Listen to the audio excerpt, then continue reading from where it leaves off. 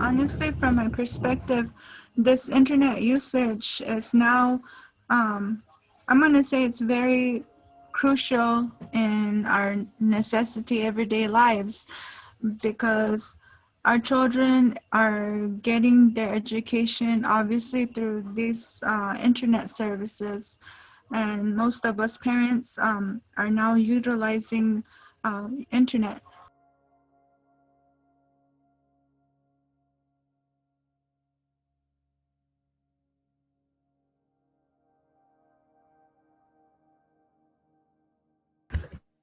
I'm I'm Peyton and I live in Gostra.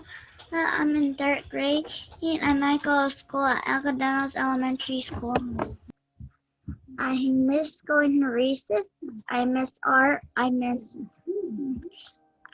music.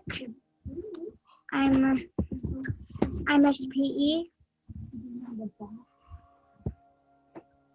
I miss my teacher. Even before all this happened, like before we had to do online school, like we didn't have good internet. Like the only place we had internet access was at the library, and like we didn't really go there. Like we need it better all around.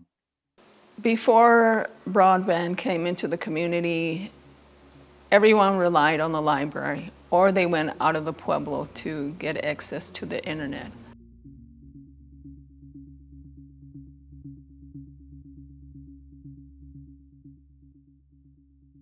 The importance of bringing broadband into the community because it's an investment for the future, for future, for the advancement of our students. It depends on the weather and stuff like that, but usually 5.5 hours to 6.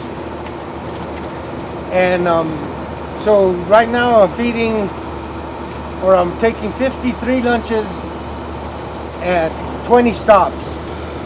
So round trip mileage from bus barn to back to bus barn is approximately like 122 miles, more or less. So, but like now that the pandemic started, now you can really see. I mean, there's even Verizon has a lot of dead spots out there. So if a family didn't have Verizon, you know, I mean, they basically didn't have any kind of internet service because most of the places at their houses don't have the service just because of where they're located. I mean, they might be in a little valley or they might be next to a mesa or something, so they don't get service. So sometimes, even with Verizon, some people have to drive a few miles from their house to get to a higher ground so they can get service. You know what I mean? So you got to look at some of these older generations that they don't even have a cell phones. You know what I mean? Their kids may have cell phones, but they don't even own a cell phone. And then most of the houses there don't have, like houses here in Cuba or in the cities, you know, they'll have phone lines. You know what I mean? Like for what is it, Windstream and stuff like that. Well, out there, you know what I mean, it's not cost effective for them to run 30 miles of line to one house, so they don't even have a landline for a phone.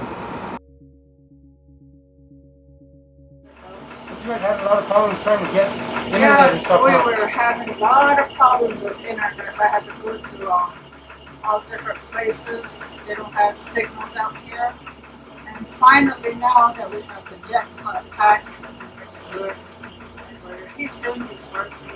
It's been working good the way you got to do school? Yeah. That's good to hear. Yeah, I have to waste my money, about $80 for those hotspot Verizon. Well, with broadband coming in, it has connected time and space. Time meaning, technology is ever changing once again, and space that we are out in the middle of nowhere. Sometimes people say out of the middle of nowhere, but that's my home. And, it's connected us to the world and beyond.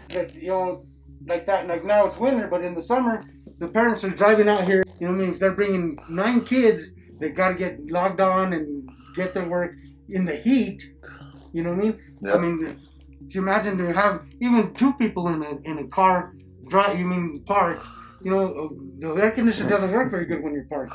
I don't care even if it's a brand new vehicle, you know what I mean? Mm-hmm. And to sit there for, you know, to have to sit there for 3 hours and not even be able to log on, you know what I mean? That's just some of the things that they're having to go through. Yes. And like now with the jetpacks, you know what I mean? I've heard that some of them are working really good and some of them aren't. That's plays into the part with the no service, you know? Yeah, yeah. I mean, it depends on the weather. Weather says this. Yeah, the weather too, What yeah. will go through? Yeah, yeah. Just in general with any service can be pretty spotty living inside the village, and we've pretty much been privileged to, I guess, receive hotspots from our tribe, their packs, and Kashana also received her own little Khajiit hotspot. Okay. So we have those two devices. From the get-go, even the summer months, you know, when we had to keep our masks all the time and couldn't get down for contact, we were in the hot car and my girls would just tough it out for connection purposes. And there would be some times I would get kicked off the internet, and you know, with that it was very, very challenging. And I was going to school at the same time, so internet was very complicated. It was very scarce. Because it's become a necessity, just like any other electric bill, water bill. It's pretty much tied in with that. As even though the bill is kind of high, I couldn't say no to it because it's something that we just need that bad. So, and then also, of course, for work and everything. So it's just an all around something that's needed. To those people who are able to assist every tribal community, I speak very strongly on behalf of my community, for the love of my community, not just for the sake of my 3 children, for all children across, you know, the community. Please help us develop a plan to provide these services. These internet services are very crucial in this time and age where this virus is very scary. With these internet services that are keeping us homebound is also keeping us safe. I would tell our policymakers to come and see what more is needed in Indian country.